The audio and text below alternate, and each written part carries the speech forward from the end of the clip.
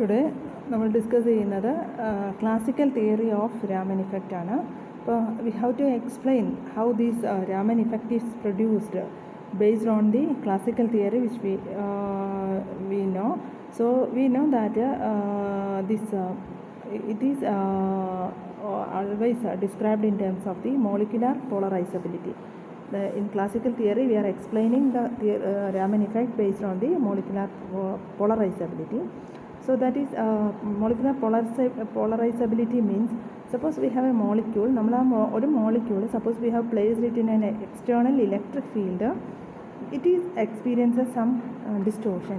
അതായത് positively charged nuclei അത് it will be attracted towards the negative of the ഫീൽഡും, അതുപോലെ electrons are attracted to the positive of the field.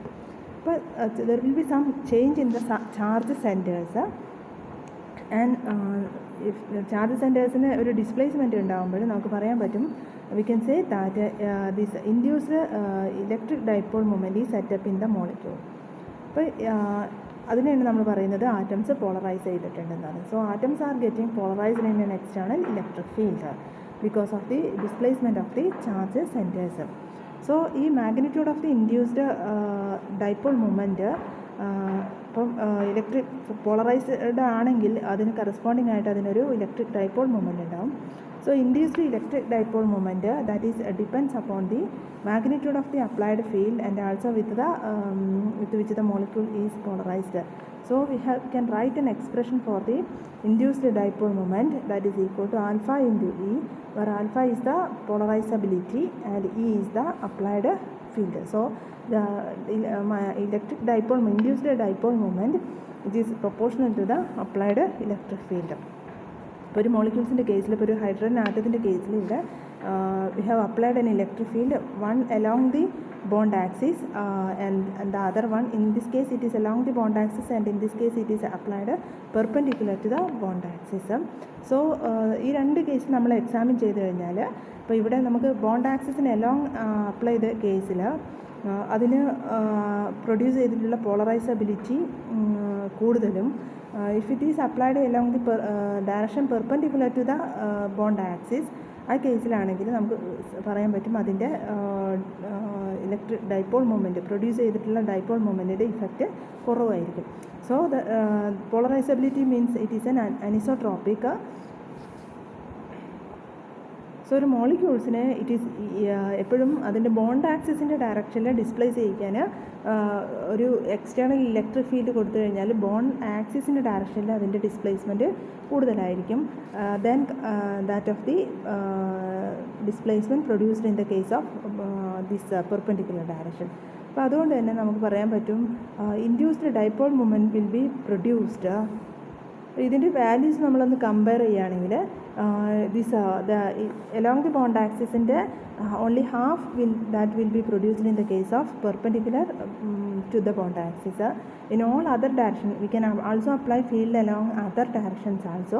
In that directions the induced dipole moments will be intermediate of these two values. Conclusion എന്ന് പറഞ്ഞിട്ടുണ്ടെങ്കിൽ that is the when a molecule is placed in an electric field, the electric charge centers, nucleus will be attracted toward the negative side of the field and electrons will be attracted towards the positive side of the field, and as a result that atom will be polarized, and because of the polarization, electric polarization, there will be some electric dipole moment is introduced in the molecule. അപ്പോൾ നമുക്ക് ഒരു electromagnetic റേഡിയേഷനിൽ ഒരു molecule ഉണ്ടെങ്കിൽ അതിൻ്റെ ഒരു polarised മോളിക്യൂളാണ് actually electromagnetic റേഡിയേഷനിലുള്ളത്.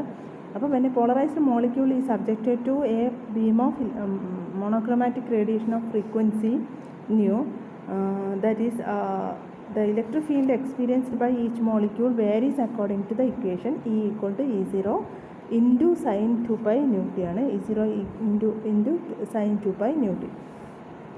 So electromagnetic റേഡിയേഷനിലെ electric field because of the electric field അത് പ്രൊഡ്യൂസ് ചെയ്യുന്ന ഇലക്ട്രിക് ഫീൽഡിനെ നമുക്ക് E0 sin 2 pi nu t എന്ന് റെപ്രസെൻറ്റ് ചെയ്യുക. It is a sinusoidally varying ഇലക്ട്രിക് ഫീൽഡാണ് and nu is the frequency of the coming electromagnetic radiation. അപ്പം ഇതാണ് ഇൻസിഡൻറ്റ് ഇലക്ട്രിക് ഫീൽഡിൻ്റെ ഒരു equation. Because of these electric field induce ചെയ്യുന്ന ഡൈപോൾ മൊമെൻ്റ് എന്ന് പറയുന്നുണ്ടെങ്കിൽ mu I is equal to alpha into E ആണ്. So that is equal to alpha into E0 into sine 2π nu T ആണ്. That is the dipole moment produced. അപ്പോൾ ഈ ഒരു equation വെച്ചിട്ട് നമുക്ക് റെയിലേ സ്കാറ്ററിങ് എക്സ്പ്ലെയിൻ ചെയ്യാൻ പറ്റും. സോ ദാറ്റ് നമുക്ക് പറയാൻ പറ്റും, so these dipole it is oscillates or this molecular dipole it is oscillating with a frequency അല്ലെങ്കിൽ നമുക്ക് ഈ ഡൈപോളിൻ്റെ എക്സ്പ്രഷൻ കണ്ടു കഴിഞ്ഞാൽ ഡൈപോളിൻ്റെ എക്സ്പ്രഷൻ എന്ന് പറഞ്ഞിട്ടുണ്ടെങ്കിൽ alpha E0 sine 2π nu T ആണ്. ഈ ഡൈപോൾ ഓസിലേറ്റ് ചെയ്യുന്ന ഫ്രീക്വൻസി എന്ന് പറഞ്ഞിട്ടുണ്ടെങ്കിൽ same frequency as that of the incident frequency ആണ്. അപ്പോൾ അതുകൊണ്ട് നമുക്ക് പറയാൻ പറ്റും Rayleigh scattering is occurs in the substance എന്ന് പറയാൻ പറ്റും.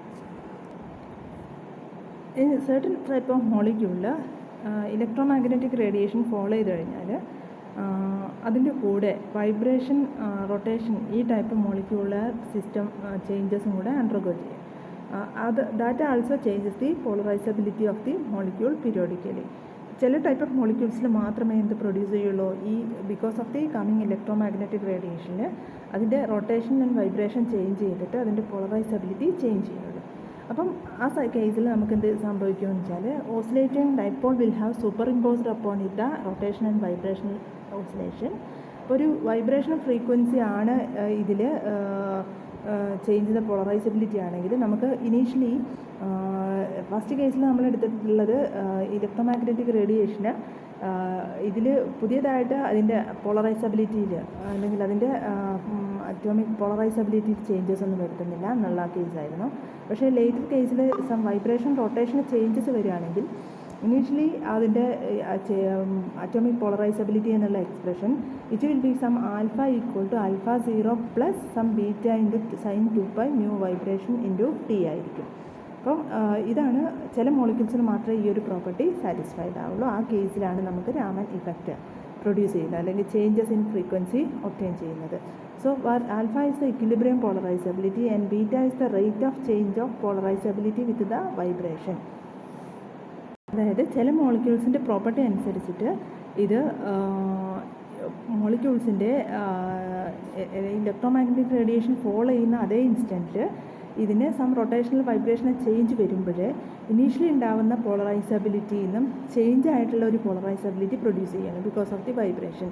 ഇക്വിലിബ്രിയം പൊസിഷനിൽ ആൽഫ ഈക്വൽ ടു ആൽഫ 0 ആണ്. പക്ഷേ ഇലക്ട്രോമാഗ്നറ്റിക് റേഡിയേഷൻ ഫോളോ ചെയ്യുന്ന സമയത്ത് ഇതിൽ സം റൊട്ടേഷൻ വൈബ്രേഷൻ ചേഞ്ച് ഉണ്ടാകുന്നതോടുകൂടി ഈ മോളിക്യൂൾസിൻ്റെ പോളറൈസബിലിറ്റി ചേഞ്ച് ആകും. അപ്പോൾ ആ ഒരു പ്രോപ്പർട്ടി വരുന്ന മോളിക്യൂൾസ് മാത്രമേ ഈ രാമൻ ഇഫക്റ്റ് പ്രൊഡ്യൂസ് ചെയ്യുന്നുള്ളൂ. അതായത് there should be some change in polarizability of the molecule because of rotation or vibration. അപ്പോൾ നമുക്ക് ന്യൂ ആൽഫയുടെ equation alpha 0 plus beta sine 2π nu vibration t എന്ന് എഴുതാൻ പറ്റും. ഇനി ബാക്കിയെല്ലാം നമുക്ക് എന്ത് ചെയ്യാൻ പറ്റും, മാത്തമാറ്റിക്കൽ എക്സ്പ്രഷനാണ്. So the nu electric dipole മൊമെൻറ്റിൻ്റെ എക്സ്പ്രഷൻ ആൽഫ ഇൻറ്റു ഇ എന്നുള്ള എക്സ്പ്രഷനിൽ ആൽഫ നമ്മൾ റീപ്ലേസ് ചെയ്യണം. ന്യൂ മോളിക്യൂൾസിൻ്റെ കേസിൽ alpha 0 plus beta sine 2π nu vibration into t into E is again the original electromagnetic റേഡിയേഷൻ്റെ ഇലക്ട്രിക് ഫീൽഡിൻ്റെ ഇക്വേഷനാണ് E0 sine 2π nu T. So mu I is equal to alpha 0 E0 sine 2π nu t plus beta E0 sine 2π nu vibration into t sine 2π nu into t. So നമുക്ക് first term ഇതിൽ first term it is a term which includes only the frequency in nu, but here it is a product of sine 2π nu vibration into t into sine 2π nu T ആണ്. അപ്പോൾ നമുക്കറിയാം sine A sine B എന്ന് പറഞ്ഞാൽ half of cos of A minus B minus cos of A plus B ആണ്. അപ്പോൾ നമ്മളിതിനെ expand ചെയ്ത് കഴിഞ്ഞാൽ from this beta E0 divided by 2 sine A cos B, here എക്ക് പകരം 2π ന്യൂ വൈബ്രേഷൻ ഇൻറ്റു ടി എടുക്കാം, ബിക്ക് പകരം നമുക്ക് സൈൻ 2π ന്യൂ എന്ന് എടുത്തു കഴിഞ്ഞാൽ നമുക്ക് beta E0 divided by 2 cos of 2π nu minus nu vibration into ടിയും next minus same beta E0 divided by 2 into cos 2π of nu plus nu vibration into ടിയും. അതായത് പുതിയ പോളറൈസബിലിറ്റി ഇൻഡ്യൂസ്ഡ് ഡൈപോൾ മൊമെൻറ്റിൻ്റെ എക്സ്പ്രഷനിൽ it consist of frequency nu, also new minus new vibration and new plus new vibration. So these terms that is the new dipole, it is the new dipole is oscillating with the frequency new minus new vibration and new plus nu vibration. അപ്പോൾ ഈ ഒരു എക്സ്പ്രഷനിൽ suppose beta equal to 0 ആണെങ്കിൽ രണ്ട് ടേംസും ഈ first second term and third term automatically will become 0 and the dipole will oscillate with the same frequency as that of the incident radiation ആയിരിക്കും. So beta 0 അല്ലാത്ത, so in order to have Raman lines, beta not equal to 0, that is a molecular vibration must cause some change in a component of molecular polarizability.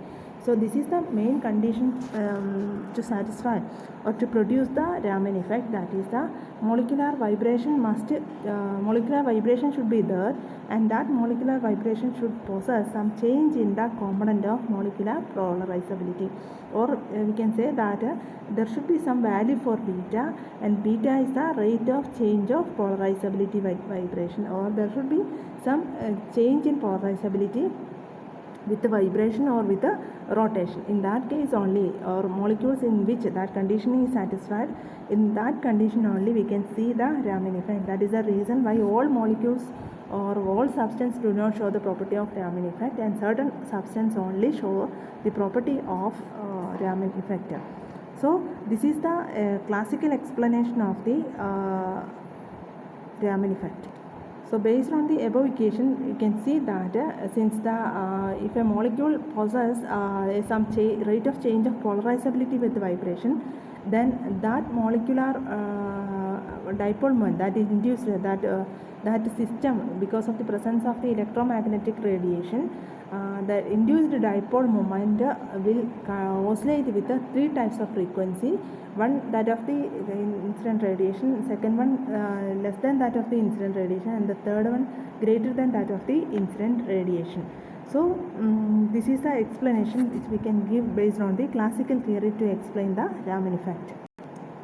So as a conclusion, we can say that that is the prerequisite to the Raman effect is the occurrence of a periodic internal motion accompanied by a corresponding polarizability change. That is, the change in polarizability can either be magnitudinal or directional. Hence, both the rotational and vibrational motions of the molecule may give rise to Raman effect.